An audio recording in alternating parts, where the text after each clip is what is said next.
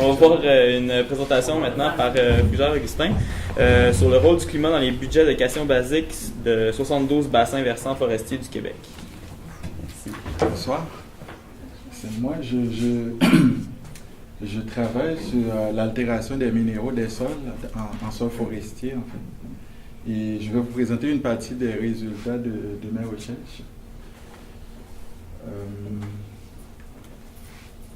Le contexte, en fait, dans les années 80, on parlait beaucoup de puits acides, mais il y a des études récentes ont démontré que ça représente toujours un problème pour les écosystèmes terrestres et aquatiques. On sait que la sensibilité des écosystèmes forestiers non aménagés, ça dépend essentiellement de leur capacité, en fait, à fournir des cations basiques pour tamponner l'acidification, pour aussi nourrir, soutenir la croissance forestière. Et il y a deux sources essentielles de cations basiques. Les cations basiques, ça arrive à partir de l'atmosphère, des dépositions atmosphériques de cations. Il y a aussi les sols qui vont fournir des cations basiques à partir de l'altération des minéraux. Il y a eu des mesures pour réduire les dépositions atmosphériques, les dépôts acides. Donc la réduction des dépôts acides, c'était accompagné également d'une réduction des apports atmosphériques de cations basiques dans l'environnement aussi. Et ce qui va nous intéresser le plus, c'est à partir du sol, la quantité de cations libérées, ça va dépendre de plusieurs facteurs et de plusieurs processus également. J'ai cité par exemple l'hydrologie, la dynamique de la croissance forestière, la géochimie, les réactions d'altération aussi, la vitesse de ces réactions-là va déterminer la quantité de cations libérées dans l'environnement. Et le type de matériel parental du sol aussi, tout ça, ce sont des facteurs qui vont déterminer la quantité de cations qui va être libérée. Donc l'objectif de cette étude, c'était dans un premier temps d'estimer des budgets de cations basiques, en fait l'exportation de cations basiques du bassin versant, là, ça va alimenter les cours d'eau, les lacs et tout ça. Donc déjà d'estimer l'exportation de cations basiques et ensuite de tenter d'isoler et de quantifier l'impact de facteurs environnementaux qui contrôlent ces budgets de cations basiques. En fait. Ce qui arrive, c'est que, j'ai sauté cette partie-là, c'est que il y a des liens... Il y a des études qui ont établi des liens on a découvert qu'il y a des liens entre les budgets de cations basiques et des variables environnementales, ce que je viens de mentionner auparavant. Donc quand je parle de budget de cations basiques, ou leur concentration dans les eaux des lacs, donc, les eaux de surface, ça va être alimenté en cations basiques à partir de ce qui est exporté dans le bassin. Et souvent, dans ces études-là, les facteurs environnementaux ont été considérés individuellement.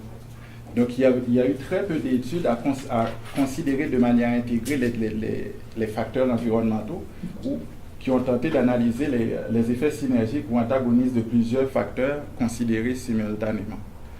Donc, voilà. Donc, quand je dis qu'on va essayer d'isoler et de quantifier l'impact de plusieurs facteurs considérés simultanément. Donc, c'est ça qu'on tente de faire dans cette étude-là. Nos sites sont localisés à travers le Québec, là, depuis l'Outaouais jusqu'à la Côte-Nord. 72 bassins versants forestiers. Donc, c'est tous des bassins versants lacustres. Donc, on a considéré des lacs de tête. Et faut dire aussi qu'ici, les sites sont distribués de manière à couvrir plusieurs grands gradients environnementaux.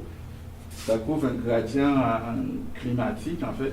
Au niveau des types de végétation aussi, plus on était vers le sud-ouest, il y avait de feuillus. Et plus on allait vers le nord-est, c'était plus des conifères. Mais globalement, ce sont des forêts mélangées, en fait. Est-ce que je peux dire sur ça? Au niveau, pour l'échantillonnage, ce qu'on a appris, en fait, on a échantillonné l'eau du lac. C'est pas évident avec ce nombre de sites-là et puis sur cet espace-là, et puis c'est pas toujours accessible, donc ça a été fait en hélicoptère. On a échantillonné les lacs 2 fois par an, en mai et en novembre, pendant 8 ans, entre 1989 et 1996. Donc au total, c'est 16 échantillons d'eau qui ont été prélevés par lac. Et, on a pris des échantillons à 5 mètres de profondeur au centre des lacs. Et les échantillons ont été analysés dans une période de 24 heures après les prélèvements. Et on a utilisé dans un premier temps la spectrométrie d'absorption atomique dans les premières années, mais d'autres techniques plus performantes ont été disponibles après, donc on les a utilisées par la suite. Donc, comment on a fait pour calculer les budgets? Donc on a utilisé cette équation.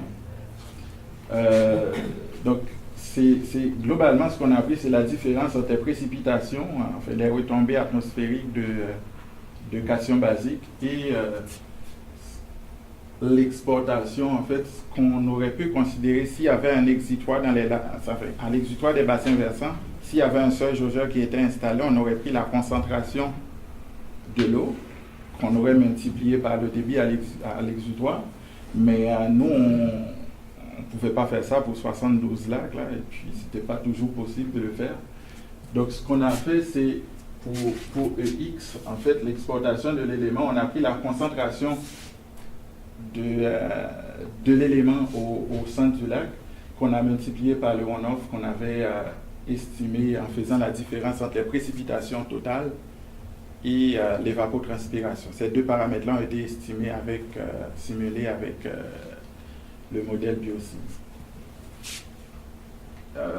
J'ai ajouté ce terme-là pour vous montrer. En fait, ça, c'est le changement. On sait qu'on est dans un milieu, il y a la végétation, donc il y aura du stockage dans la végétation, il y aura du stockage dans le sol aussi. Et, les forêts, dans l'aire d'étude, ces forêts-là, c'était des forêts matures où il n'y a pas eu d'intervention au cours des dernières décennies, en fait. Donc, on a considéré qu'il y avait un état d'équilibre stationnaire entre ces deux paramètres-là. Donc, ça, on l'a négligé pour faire nos calculs. De même, au niveau des lacs, c'est des lacs oligotrophes où ces genres de cations-là, c'est pas limitant dans ces lacs-là. Contrairement, si on prend l'élément comme le phosphore ou l'azote, peut-être qu'il peut y avoir des changements importants. Donc, on a considéré que la concentration qu'on avait, c'était à peu près équivalent à ce qu'on aurait pu mesurer à l'exutoire de bassin. Donc, ce paramètre-là, ce terme-là, on l'a laissé tomber aussi. Là. On l'a négligé pour faire les calculs. Donc, les variables environnementales qu'on a mesurées aussi, ou alors qu'on a quantifiées, généralement, ce n'était pas évident d'aller chercher ça ou d'installer des stations à chaque bassin versant non plus. Donc, c'est souvent des données simulées, notamment pour les données bioclimatiques. Mais il y a d'autres données qu'on a extraites à partir des cadres qui existent. Et je ne vais pas vous expliquer les méthodes d'extraction pour chaque donnée, là, sinon on fait que ça pour le reste du temps. Donc, pour analyser mes données, dans un premier temps, j'ai fait une partition de variance pour essayer de regarder l'importance de ces trois groupes de variables environnementales pour expliquer la variabilité de mes budgets. Dans un deuxième temps, je suis allé chercher je vais vous montrer les variables qui ont été sélectionnées dans ces analyses-là pour regarder les variables individuelles qui ont pu avoir un effet. Donc, en faisant la RDA, je regarde ça de manière intégrée. Je regarde aussi bien les effets des facteurs environnementaux et en même temps, je regarde aussi l'interaction. Je tiens compte de l'interaction entre les différents cations basiques. Et au final, à la fin, en fait, j'ai considéré chaque cation basique individuellement et je vais essayer pour voir quel type de facteur va agir sur telle cation. En fait.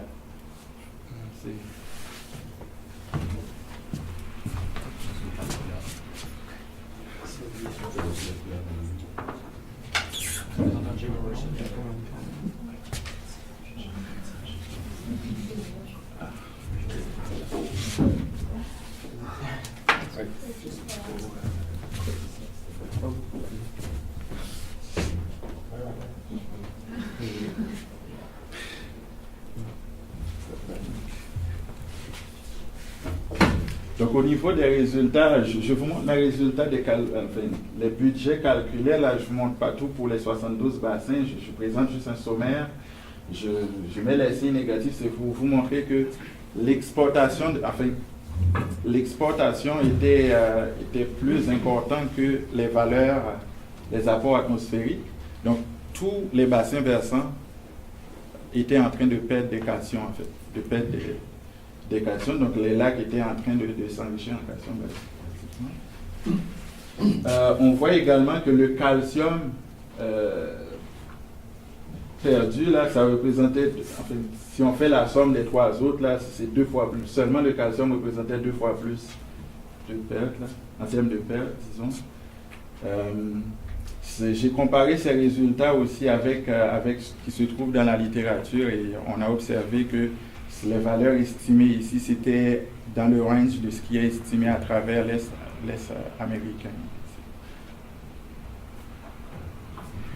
Voilà, donc là, je vous montre la décomposition de la variance ici. Ce qu'on peut voir, c'est que les variables, le groupe CLM, c'est le groupe de variables bioclimatiques. Géo, c'est pour les paramètres géographiques topologiques. Et puis ici, ion, c'est en termes de source d'ion. Ça tient compte de la lithologie, des dépôts de surface et tout ça. Donc, ce qu'on voit ici, c'est que en termes d'effets simples, le groupe qui représente les facteurs bioclimatiques, c'est expliqué 7,7% de la variance. Et c'était en termes d'effets simples, c'est le groupe qui était le plus fort. Et on voit aussi que c'est certain que, évidemment, l'interaction entre les trois, là, c'est ça qui explique le plus de variance. Mais l'interaction entre le climat et les sources d'ions, c'est ça qui détermine aussi, c'était déterminant en termes d'explication de variance aussi. Donc, l'ensemble du modèle, ça nous permet d'expliquer près de 60% de variance ici. Et les effets reliés au climat, j'ai essayé de calculer les effets reliés au climat, qu'est-ce que ça représentait de la totale de variance expliquée.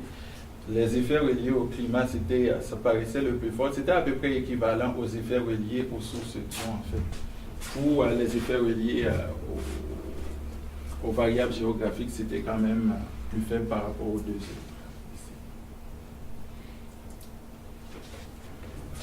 Bon, ça, ça fait ça là, je vais vous demander d'oublier ce trait-là parce que je l'ai mis ici et puis ça s'est apparu comme ça. Donc ici, ça c'est le résultat de la RDA. C'est pour vous montrer les variables qui ont été les plus significatives. Et puis essayer de voir, de quantifier en fait en termes de proportion de variance expliquée par chacune de ces variables-là que j'ai noté ici. Donc on voit que litho 49 et litho 45, ça nous parle de la lithologie, c'était essentiellement la lithologie. Quand ça contenait des carbonates, litho 49, et ici litho 45, c'est la présence de gneiss et puis des autres orthopéocènes, granitoïdes. Donc la température moyenne annuelle de l'air pendant la saison hivernale, ainsi que ces deux paramètres, litho 45 et litho 49, ça influençait positivement la libération de cation basique et donc le budget de cation basique dans l'environnement, enfin, dans les bassins versants. Alors que le nombre de jours de gel et puis les précipitations sous forme de neige, ça influençait négativement ces paramètres-là. Donc, en termes de contribution relative à la variance expliquée, le climat paraît ici le plus fort, avec 46% de variance expliquée, suivi par litho 49, 6,7% de variance et précipitation avec 4,0%. Donc ici, je vous présente les résultats pour les cations individuelles. On a développé donc des modèles qui expliquaient entre 28, disons, et 67% de variance. C'est des modèles assez puissants. Ce qu'on voit dans les différents modèles, on voit que le climat est pratiquement toujours présent. Donc, quand on voit, ça c'est la température. La température, la température encore, et puis les précipitations ici, la température plus haut aussi. Donc, il y a une présence du climat. NFD, c'est le nombre de jours de gel, donc la présence du climat. Donc, le climat apparaissait dans tous les modèles. Et on voit aussi les dépôts de sulfate avaient une influence positive aussi sur les budgets de calcium. Il y a d'autres variables de moindre importance, en fait, des facteurs qui étaient des variables morphométriques des lacs qui paraissaient aussi. Ce qui a été un peu surprenant pour nous, c'est parce que dans les modèles pour le sodium et le potassium, on ne voit pas la minéralogie, en fait. Donc on pense que le fait que la minéralogie, il y avait une superposition entre le climat et la minéralogie, c'est la faiblesse peut-être de type d'analyse, des méthodes d'analyse qu'on a utilisées aussi. Donc ça a fait que le climat, le gradient était peut-être plus fort, ça a exclu ces variations. Voilà, donc globalement l'étude a démontré que les variables climatiques jouent un rôle important. Donc on est dans un contexte de changement de climat. Donc, c'est intéressant d'aller chercher ce genre d'informations-là pour éventuellement faire des planifications ou conseiller, rapporter ça aux décideurs qui vont prendre des décisions par rapport à ça aussi. Ce qui serait intéressant de faire, ce que je viens de reconnaître tout à l'heure, c'est parce qu'on n'a pas beaucoup de données fines sur les sols. Peut-être qu'en apportant plus de données plus fines sur la minéralogie ou d'autres paramètres pédologiques, peut-être qu'on pourrait mieux quantifier l'effet du climat, en fait. Et puis, pour comprendre, pour quantifier l'effet du climat sur ce genre de phénomène-là, ce serait intéressant aussi de développer des approches expérimentales pour suivre la variabilité temporelle des budgets dans un bassin. On considère un bassin versant et puis on regarde comment ça varie au cours des années. Ça nous donnerait des informations encore plus précises. Mais ce n'est pas évident, mais on est en train d'y réfléchir et de travailler là-dessus. Merci beaucoup.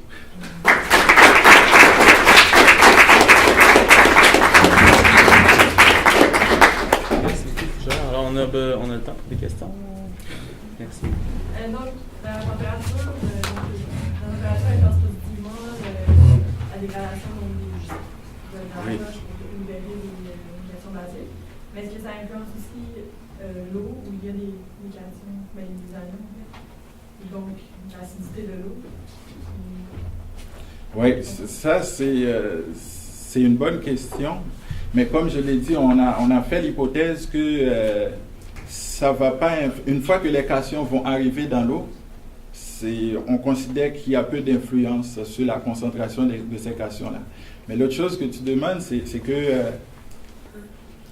c'est difficile de considérer ce qui se passe dans l'eau pour expliquer les phénomènes qui se passent dans l'eau pour expliquer les budgets, l'exportation de cations au niveau du bassin, en fait. C'est parce qu'à partir de là, on ne va pas s'en sortir.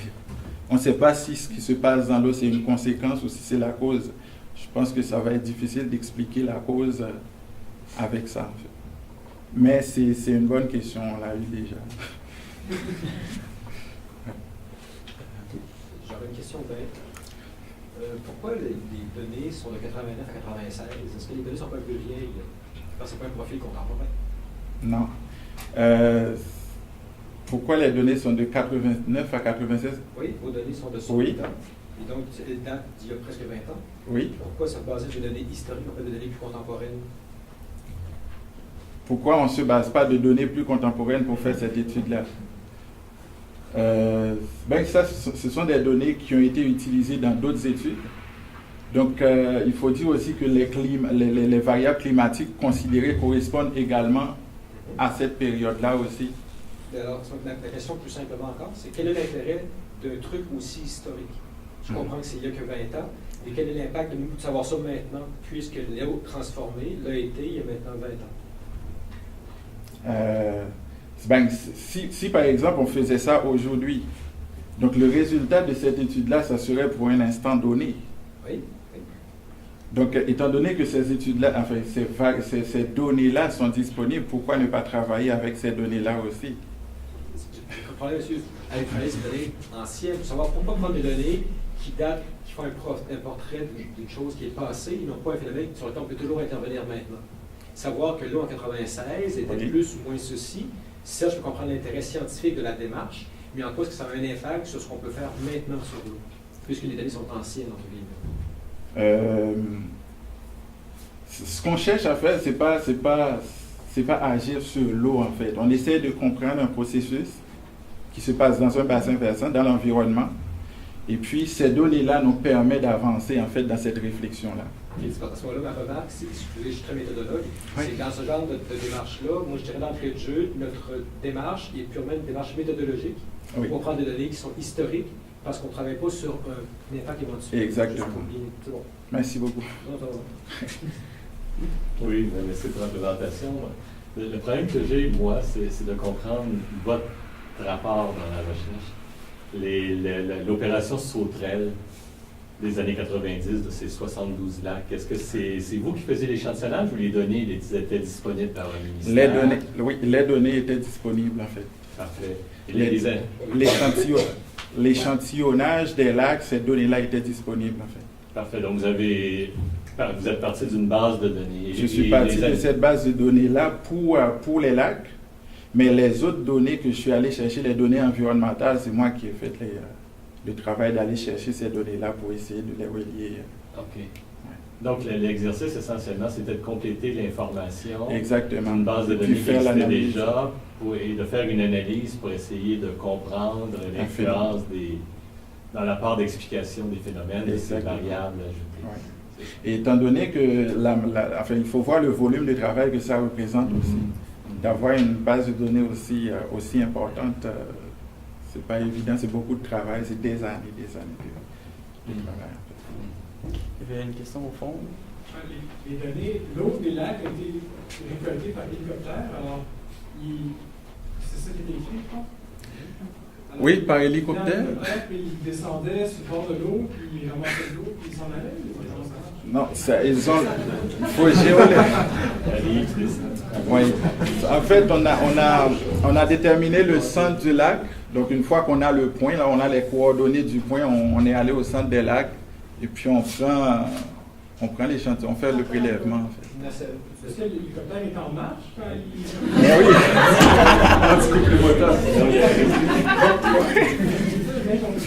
C'est ça. Mais l'hélicoptère doit rester en marche, il ne va pas atterrir dans l'eau.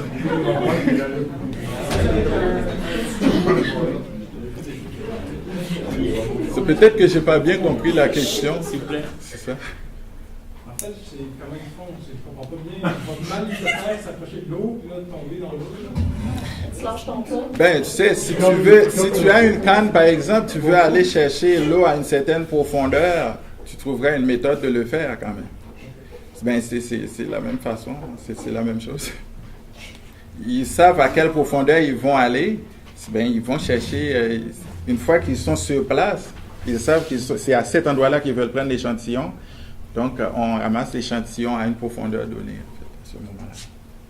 Mais ils ne descendent pas dans l'eau avec l'hélicoptère. Une question pour M. Sauvé. Question petit clair.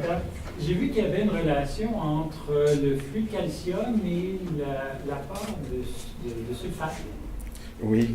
Est-ce que dans tes données, tu pourrais voir faire un bilan de soufre et voir est-ce que ton soufre peut expliquer une partie du comportement de tes cations? Certainement. Le soufre, c'est quand on considère, on a utilisé le soufre dans ces données-là, c'est pour tenir compte des apports acides, en fait. Donc, ça, c'est très cohérent, les résultats qu'on a ici, là. Donc, ça fait que ce que ça peut nous dire, par exemple, ici, il y a le sulfate, les dépôts de sulfate, c'est que plus il y a de dépôts, bien plus ça risque de favoriser, l'acidification va favoriser l'altération des minéraux et la libération des bases qui vont être lessivées vers le lac, en fait. Ici, c'est des dépôts, donc c'est ce qui est tombé de l'atmosphère, mais est-ce que tu as regardé aussi le soufre qui sort en même temps que les cations ou le soufre qui est dans ton lac? On n'a pas pu départager, non. On n'a pas fait cette partition-là, en fait. Une dernière question, Kelly. The sum of base cations, c'est quand tu as fait une régression avec en utilisant la somme de tout ça comme direct? Oui. Donc ça, c'est, on a fait un calcul, donc on prend la somme ici. Mais comment c'est un multiple regression? Je comprends pas. Pardon? Juste clarifier en quoi c'est un multiple regression analysis. Comme est-ce que vous avez pris toutes les variables séparément? Là, pour faire mes calculs de budget, j'ai considéré chaque cation individuellement. Puis, tu as trouvé que le sodium tout seul expliquait mieux que tout additionné ensemble? Sodium, non, c'est pas que ça expliquait mieux, là. C'est que les variables que j'ai dans ma base, ça me permet d'avoir plus d'explications de variance pour le sodium. Oui. Parce que ça, c'est des relations de corrélation, là. Les variables qui vont être sélectionnées dans ces méthodes-là, ça va dépendre de la qualité des données que tu rentres, mais ça va dépendre aussi de la relation entre tes taux d'altération avec, pour un cation donné ou pour la somme des cations avec ces variables-là. Donc c'est ça qui va donner le pourcentage d'explication de variance. Merci beaucoup.